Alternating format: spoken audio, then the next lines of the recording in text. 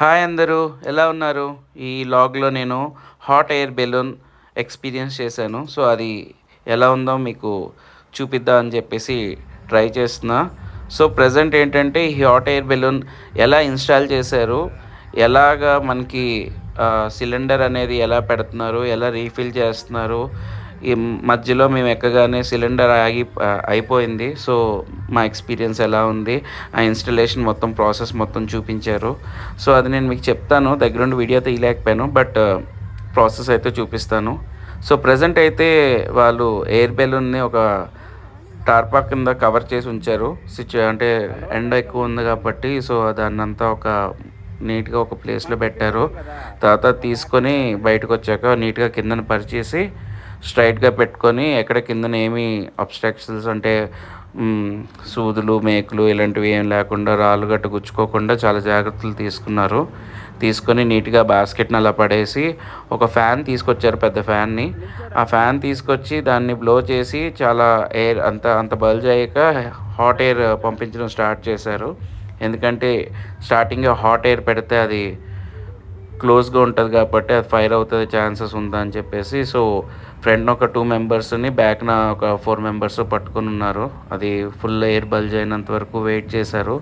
చాలామంది దగ్గరికెళ్ళి చూస్తున్నారు. ఎలా అవుతుంది ఏంటి ప్రాసెస్ అనేది. సో, అక్కడ ప్రాసెస్ అవుతున్న టైంలో వాళ్ళు డిస్టర్బెన్స్ క్రియేట్ అవుతదేమో అని చెప్పేసి అక్కడున్న వాళ్ళందరినీ వెళ్ళిపోమని చెప్పేసి అక్కడున్న ఆర్గనైజర్ పంపించేశారు. సో, అయినా నేను దగ్గర నుంచి వీడియో తీయడానికి ట్రై చేశాను. సో, చూసారా ఆ ఫ్యాన్ ఎలా ఉందో? ఆ పెద్ద ఫ్యాన్ అనేది మనకి ఎయిర్ లోపట ఫిల్ చేయడానికి, అలాగే ఈ ఎయిర్ అనేది ఫైర్ అనేది హాట్ ఎయిర్‌ని ఫిల్ చేస్తుంది. తర్వాత ఫైనల్‌గా ఎయిర్ బెలూన్ అనేది స్ట్రైట్ అప్ అయింది. ఇప్పుడు అక్కడ థ్రెడ్స్ అనేది చుట్టూ చెట్లకి కట్టుకున్నారు. ఎందుకంటే మళ్ళీ ఇన్ కేస్ ఎయిర్ ఎక్కువ ఉంటే ఆ థ్రెడ్స్ లేకపోతే ఎక్కడికైనా బెలూన్ వెళ్ళిపోతే మళ్ళీ ప్రాబ్లమ్ అవుతుందని చెప్పేసి. సో, పెద్ద రిస్క్ అయితే కాదు. ఎవరైనా ట్రై చేయొచ్చు. చిన్నపిల్లలు, పెద్ద పిల్లలు. ప్రెజెంట్ నేనైతే నా ఫ్యామిలీ మెంబర్స్‌తో ఎళ్ళా. చూసారు కదా! మా వైఫ్ ముందెక్కింది. తర్వాత నా కూతురు ఎక్కింది. తర్వాత నేను ఎక్కడానికి ట్రై చేశాను. ఎక్కేసాను మొత్తం సక్సెస్‌ఫుల్‌గా. లావుగా ఉన్నాను కదా! ఎక్కలేనేమో అనుకున్నాను. బట్ బానే ఎక్కేసాను. సో, నేను ఎక్కగానే వాళ్ళందరూ దిగిపోయారు బరువు సరిపోద్దనుకోని. కానీ స్టిల్ గాలికి అది అటు ఇటు కదులుతుందని చెప్పి పట్టుకోవడానికి ట్రై చేశారు. సో, మా ఆవిడ మా అబ్బాయిని కూడా ఇవ్వమని చెప్పేసని అడిగితే మా అబ్బాయిని కూడా లోపటనే ఎక్కించేసాం. నాతో పాటు మా బామర్ది వచ్చాడు. ఆడు కింద నుంచి వీడియో తీశాడు పైకెలా ఎళ్తుందనేది. నేను గోప్రో అక్కడ వాళ్ళ దగ్గర తీసుకొని నేను పైకి ఎళ్ళే షాట్ తీసుకున్నాను. సో, వైట్ షర్ట్ అబ్బాయి ఉన్నాడు కదా! తన దగ్గరే అది గోప్రో అనేది తీసుకున్నాను. తన పేరు సాయి. చాలా బాగా కోఆపరేట్ చేశాడు. సో, చూసారు కదా! సిలిండర్స్ ఎలాగా ఫైర్ వస్తుందో మనం చూస్తే సిలిండర్ అయిపోయేటట్టుంది. సో, అందుకనే రెడ్ ఫ్లేమ్ వచ్చింది. సో, మేము ఎక్కగానే సిలిండర్ కంప్లీట్ అయిపోయిందంట. సో, ఫస్ట్‌లోనే భయమేసింది. ఏంట్రా బాబు ఫస్ట్ టైమ్ ఎక్కాం సిలిండర్ అయిపోయింది. అదే పైకెళ్ళుండి సిలిండర్ అయిపోతే ఏంటి పరిస్థితి అని ఫీల్ అయ్యాం. బట్ హవెవర్ చుట్టూ తాళ్ళు కట్టారు కాబట్టి ఆ భయం ఏం పడక్కర్లేదు భయ్యా. అది చెట్లుగా అంటే గాలి ఉంది కాబట్టి కిందకి లాగేస్తాము. సో, మీకు అలాంటి భయం ఏం లేదని చెప్పేసి వాళ్ళు చెప్పారు. ఎందుకంటే చిన్న పిల్లలతో ఎక్కాం కదా! మా సేఫ్టీ ప్రికాషన్స్ తీసుకోవాలి కదా అని భయమేసింది. సో, హవెవర్ వెంటనే అక్కడ సిలిండర్ తీసుకొని మనం గ్యాస్ స్టవ్‌కి ఎలా పెట్టామో సేమ్ యాజ్ ఇట్ ఈస్ పైన ఆ కనెక్షన్ ఫైర్‌కి పైప్ పెట్టారు. పైప్ నుంచి కిందన ఈ బాస్కెట్‌లో ఈ కార్నర్‌లో, ఆ కార్నర్‌లో 2 సిలిండర్స్ కనెక్ట్ చేశారు. సో, కనెక్ట్ చేసేసి గ్యాస్ అనేది ఫిల్ అయ్యేటట్టు చూసుకున్నారు. చాలా గాలి ఎక్కువగా ఉంది. సో, గాలి ఎక్కువగా ఉండడం వల్ల బెలూన్ అటు ఇటు కదులుతుంది. వీళ్ళందరూ కంట్రోల్ చేస్తున్నారు బెలూన్ పడిపోకుండా. ఎందుకంటే హాట్ ఎయిర్ లేకపోవడం వల్ల గాలి కిందకి దిగిపోతుందనమాట బెలూన్. సో, ఫైనల్‌గా గ్యాస్ ఇన్‌స్టాల్ చేసి మళ్ళీ లైటర్‌తో లిట్ చేస్తున్నారు. తనే పైలట్ అనమాట. ఆ చెక్స్ స్ట్రైట్ లైన్ చెక్స్ ఉన్నాయి కదా షర్ట్ ఆ అబ్బాయే పైలట్ అంట దానికి. సో, ఫైనల్‌గా లిట్ చేశారు. సో, మళ్ళీ గ్యాస్ హై ఇచ్చేసి మళ్ళీ దాన్ని స్టేబుల్‌లోకి తీసుకొచ్చారు. సో, స్టేబుల్‌లోకి తీసుకురాగానే మన వాళ్ళు మళ్ళీ అటు ఇటు ఒక 4 మెంబర్స్ అలాగా చెరొక వైపు పట్టుకొని స్ట్రైట్గా పైకి లేపడానికి ట్రై చేశారు. సో చూసారు కదా భయ్య ఎలాగ ఎత్తడానికి ట్రై చేస్తున్నాడో. అదే మనం దీపావళిలో కాల్చుకుంటాం కదా balloon, air balloons. So same వేలా అనిపించింది నాకు కూడాని. సో ఫైనల్గా పైకి లేగడానికి ట్రై చేస్తుంది. చూసారు కదా ఎలా లేస్తుందో బెలూన్. మా ఆవిడకి ఒకవైపు టెన్షన్ ఉంది, బట్ టెన్షన్ని బయట కనపడకుండా కంట్రోల్ చేసుకుంటుంది. మా పాప మాత్రం పూర్తి ఏడుస్తూనే ఉంది. నా కొడుకు ఎంజాయ్ చేస్తున్నాడు. నేనే పడిపోతారా కిందనే ఉండు, ఆ కన్నాలను చూసుకో అని చెప్పి సజెస్ట్ చేశాను వాడికి. సో ఫైనల్గా బెలూన్ పైకి లెగిసింద్రోయ్. ఇప్పుడు పైనుంచి అరకు మొత్తం చూద్దామా. సో దీని కాస్ట్ ఎలా అంటే పర్ హెడ్ 1500 రూపీస్ ఛార్జ్ చేశారు. పిల్లలిద్దరికి ఏమి అమౌంట్ ఛార్జ్ చేయలేదు, ఎందుకంటే వాళ్ళ కిడ్స్ కాబట్టి. మోర్ దెన్ 4 years 5 years అయితే వాళ్ళు 1000 రూపీస్ తీసుకుంటారంట. కానీ నార్మల్గా పర్ హెడ్ అయితే అడల్ట్కి 1500 రూపీస్ చెప్పారు. సో చూసారు కదా ఫైనల్గా రోప్ సాయంతో ఎలాగా పైకి లేచిందో. సో ఇప్పుడు ప్రజెంట్ ఏంటంటే డ్రోన్, ఇప్పటిదాకా మా బామ్మర్ తీసాడు వీడియో మొత్తం. సో ప్రజెంట్ నేను నా డ్రోన్ షాట్తో, నా డ్రోన్ కాదు, అద్దెకి తీసుకున్న డ్రోన్ షాట్తో వీడియో తీస్తున్నాను చుట్టూ చూపించడానికి.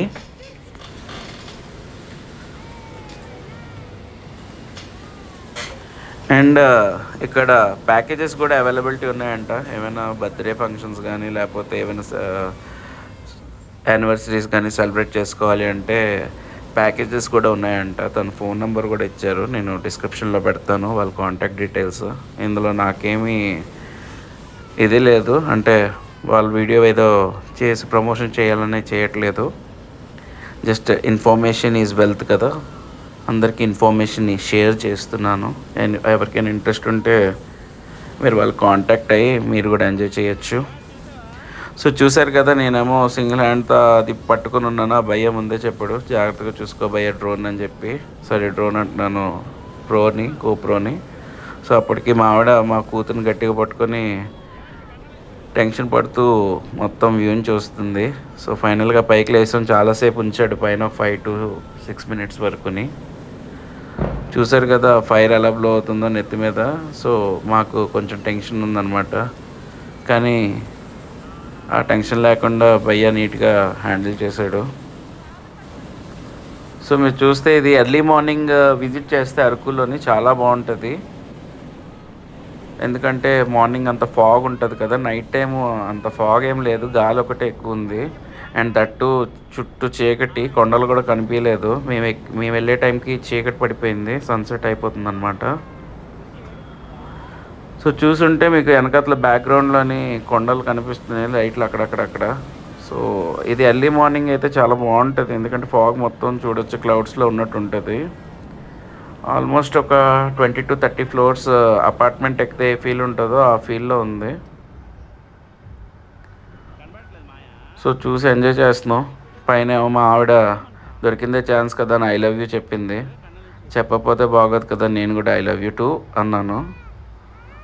మా ఆవిడ సిగ్గుపడితో బుర్ర తిప్పేసుకుంది.